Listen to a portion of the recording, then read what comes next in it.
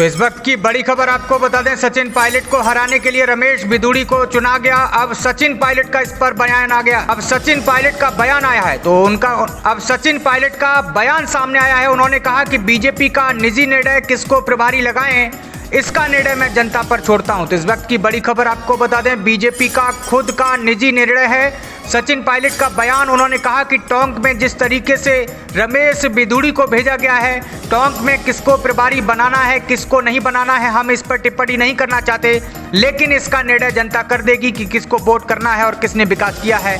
मैं इसका निर्णय जनता पर छोड़ता हूं। तो अब आपको बता दें, इस वक्त की बड़ी खबर आपको बता दें, सचिन पायलट ने रमेश बिधूड़ी पर इशारों में एक बड़ा बयान दे डाला। उन्होंने कहा कि बीजेपी का खुद का निजी निर्णय है, टोंक में किसको प्रभारी बनाना है किसको नहीं, हम इस पर टिप्पणी नहीं करना चाहते, लेकिन इसका निर्णय जनता कर देगी।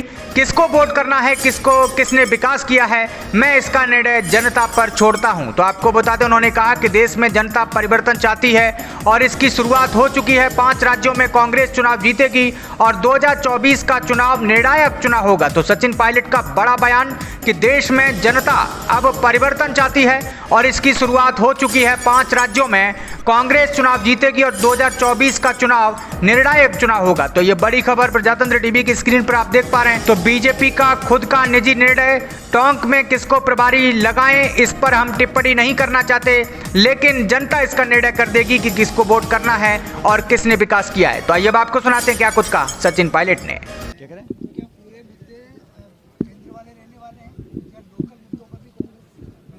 देखिए, अब तो दोनों मुद्दे बराबर हैं, क्योंकि 9 साल जनता ने पूरा बहुमत बीजेपी को दिया, पूरा समय उनके पास था, एक पूर्ण बहुमत की सरकार थी, सिंगल पार्टी मेजॉरिटी बहुत सालों के बाद, मेरे ख्याल सन 84 के बाद पहली बार पूर्ण बहुमत किसी एक पार्टी को मिला। लेकिन उस बहुमत का आपने किया क्या?